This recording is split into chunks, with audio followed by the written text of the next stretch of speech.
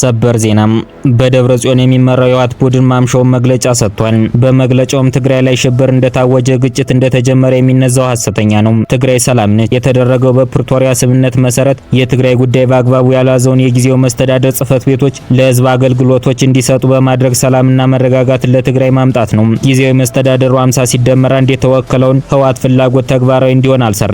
ጭራሽ የትግራይ ጸጥታ ኃይላትን ከኃላፊነታቸው አንስቷል። ይህ ደግሞ ተቀባይነት የለውም። ለፌዴራልም ሆነ ለዓለም አቀፍ ማህበረሰብ የምናሳስበው እኛ የፕሪቶሪያ ስምምነት እንዲተገበር የትግራይ ህዝብ አጠቃላይ መሻት እንዲሳካ ነው የምንፈልገው እንጂ ሌላ ዙር ግጭት በትግራይ እንዲነሳ አይደለም። ተፈናቃዮች ይመለሱም፣ የፕሪቶሪያ ስምምነት ይፈጸም ነው የኛ ጥያቄ።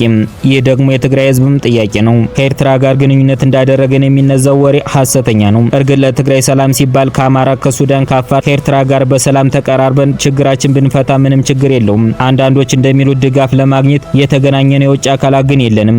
የቀድሞ ጓደኞቻችን በአዲስ አበባ ዛሬ የሰጡትን መግለጫ አይተነዋል። የፌዴራል መንግስት እንዲገባ ጥያቄ ማቅረባቸውን አሳዝኖናል። እኛ ከፌዴራል መንግስት ጋር በፕሪቶሪያ ሰላም ስምምነት መሰረት ችግር ለመፍታት ዝግጁ ሆነን ሳለም እንዲህ አይነት ጥሪ ማድረግ ልክ አይደለም። ለሀገራችን ማህበረሰብ በቅርቡ ለተረበሸ ህዝባችን በሙሉ ትግራይ ሰላም መሆኗን የተረጋጋች መሆኗን ልንገልጽ እንፈልጋለን ሲሉም በመግለጫቸው ገልጸዋል።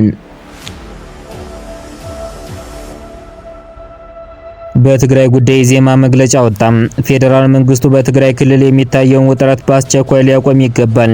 የኢትዮጵያ ዜጎች ለማህበራዊ ፍትህ ዜማ ከፕሪቶሪያ ስምምነት መፈጸም በኋላ አንጻራዊ ሰላም እየታየበት የነበረው የትግራይ ክልል ሁኔታ የፌዴራል መንግስት በፕሪቶሪያ ስምምነት መሰረት ታጣቂ ኃይሎችን ትጥቅ የማስፈታት ኃላፊነቱን በአግባቡ ባለመወጣቱም አካታች የሆነ ጊዜያዊ የሽግግር መንግስት አለመመስረቱን ተከትሎ ህወሓት የእርስ በርስ ፍትጊያ ውስጥ ገብቶ በትግራይ ክልል ውጥረት መንገሱን ይገነዘባል። በእርግጥ ይህ ሁኔታ እንዳይፈጠር በስጋት የፕሪቶሪያ ስምምነት በአግባቡ ተተግብሮ ዘላቂ ሰላም እንዲሰፍን ደጋግበን ያቀረብነው ማሳሰቢያ ሳይሰማ በዝምታ ያለፈው የፌዴራል መንግስቱ አሁን ለፈጠረው ቀውስ ድርሻውን መውሰድ እንዳለበት ሊያውቅ ይገባል።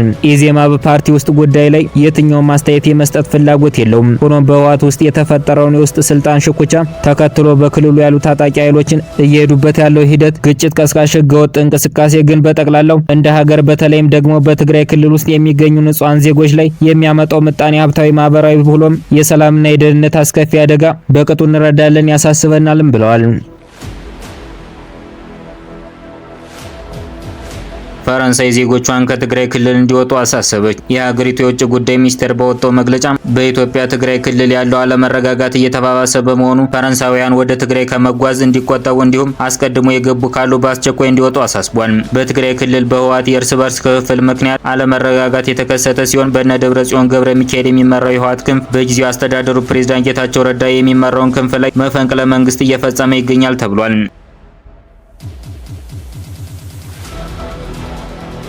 ኤርትራ የፕሪቶሪያን ሰላም ስምምነት የማፍረስ ምንም ፍላጎት የላትም ሲሉ የኤርትራው የመረጃ ሚኒስቴር አስታወቁም። የኤርትራ ጦር በኢትዮጵያ ትግራይ ክልል አለ የሚለውና ተደጋጋሚ የሆነ በተወሰኑ አካላት የሚነሳ ወንጀላ ፍጹም ሐሰትና ግጭት ለመቀስቀስ ምክንያት ለመፍጠር ነው። የኤርትራ ወታደሮች ሙሉ በሙሉ በሉዓላዊ ግዛታቸው ውስጥ ተሰማርተው ይገኛሉ ሲሉ አቶ የማነ ገብረ መስቀል ገልጸዋል። ሚኒስቴሩ አክሎም ከዚህ ቀደም በብዙ አጋጣሚዎች በማያሻማ መልኩ እንደተገለጸው ኤርትራ የፕሪቶሪያን ሰላም ስምምነት ለማፍረስ ምንም ፍላጎት የላትም። መሰረቱም ስምምነቱ የኢትዮጵያ ውስጥ ጉዳይ ነው ማለታቸውን ተደምጧል። በተመሳሳይ ኤርትራ በህወሓት የፖለቲካ አጀንዳዎች ውስጥ የተፈጠረውን የውስጥ ሽኩቻ የማባባስ ፍላጎት የላትም። ይህም በትግራይ ህዝብ ላይ አላስፈላጊና ሊወገድ የማይችል ስቃይ ያስከትላል ሲሉ ተደምጠዋል።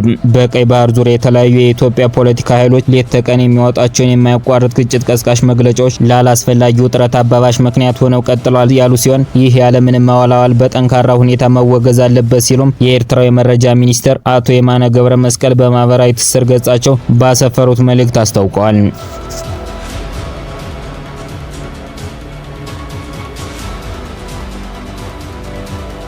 የኦሮሚያ ክልል ህዝብ ቁጥር 42 ሚሊዮን መድረሱ ተነገረ። የኦሮሚያ ክልል ህዝብ ቁጥር በ18 ዓመታት ውስጥ ከ27 ሚሊዮን ወደ 42 ሚሊዮን ከፍ ማለቱ ተነግሯል። እድገቱ በመቶኛ ሲሰላ በ55.5% መጨመሩ ተሰምቷል። ሌሎች ክልሎች በአንጻራዊነት የህዝብ ቁጥራቸው በታሰበበት ልክ አለመጨመሩም ተገልጿል። አማራና ትግራይ ዝቅተኛ የህዝብ ቁጥር ጭማሪ ያሳዩ ሆነው ተገኝተዋል።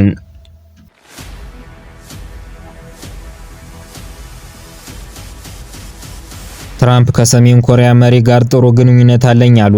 የአሜሪካው ፕሬዝዳንት ዶናልድ ትራምፕ በመጀመሪያ የስልጣን ዘመናቸው ወቅት በርካታ ስብሰባዎችን ካደረጉት ከሰሜን ኮሪያው መሪ ኪም ጆንግ ኡን ጋር ጥሩ የሚባል ግንኙነት እንዳላቸው ተናግረዋል። ትራምፕ በዋይት ሀውስ ከኔቶ ዋና ጸሐፊ ጋር ማርክ ሩቴ ጋር በነበራቸው ስብሰባ ወቅት ከኪም ጋር ግንኙነት ለመፍጠር እቅድ እንዳላቸው ጠይቀው ከኪም ጆንግ ኡን ጋር ጥሩ ግንኙነት አለኝ የሚሆነውን እናያለን፣ ነገር ግን በእርግጠኝነት ኒውክሌር አለው የሚል ምላሽ ሰጥተዋል። ፕሬዝዳንት ትራምፕ ለሁለተኛ ስልጣን ዘመናቸው ባለፉት ጥር ወር በዓለ ሲመታቸውን በፈጸሙበት ወቅት ሰሜን ኮሪያ ኒውክሌር የታጠቀች ነች ማለታቸውን ሀገሪቱ የኒውክሌር ትጥቋን እንድትፈታ ከማድረግ ይልቅ የጦር መሳሪያ ቅነሳ ንግግር ላይ ሊያተኩር ይችላል የሚል ጥያቄ ፈጥሮ ነበር። የሩሲያና የቻይና የኒውክሌር መሳሪያ በተመለከተ ትራምፕ ቁጥሩን መቀነስ ከቻልን ትልቁ ስኬት ነው፣ ብዙ መሳሪያ አለን፣ ኃይልም ጥሩ ነው ብለዋል። ትራምፕ ኪም ብቻ ሳይሆን ህንድ፣ ፓኪስታን፣ ሌሎችም የኒውክሌር ጦር መሳሪያ ስላላቸው እነሱም በቅነሳ ንግግር ላይ እንዲካተቱ እንፈልጋለን ሲሉ ተናግረዋል።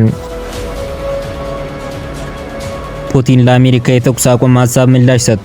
ቭላድሚር ፑቲን በአሜሪካ የቀረበው የ30 ቀን የተኩስ አቁም ስምምነት ሀሳብ በመርህ ደረጃ እንደሚቀበሉ ገለጹ።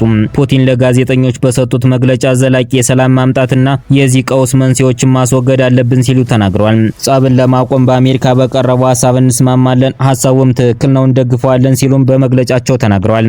በዩክሬን ውስጥ ጦርነት ማብቃት አለበት ያሉ ፑቲን የተኩስ አቁም ሀሳቡ ጥሩ ነው፣ ሙሉ በሙሉ እንደግፈዋለን፣ ነገር ግን ከአሜሪካ ጋር ወይባቸው የሚገቡ ጉዳዮች አሉ ሲሉ ተናግረዋል። ከአውሮፓውያኑ የካቲት 2022 አንስቶ በሩሲያና በዩክሬን በተቀሰቀሰው ግጭት በመቶ ሺዎች የሚቆጠሩ ሰዎች ለሞትና ለአካል ጉዳት ተዳርገዋል። በሚሊዮኖች የሚቆጠሩ ሰዎች ከቀያቸው ተፈናቅለዋል። ከተሞች ወደ ፍርስራሽነት ተቀይረዋል ሲል ሮይተርስ በዘገባው አስታውሷል።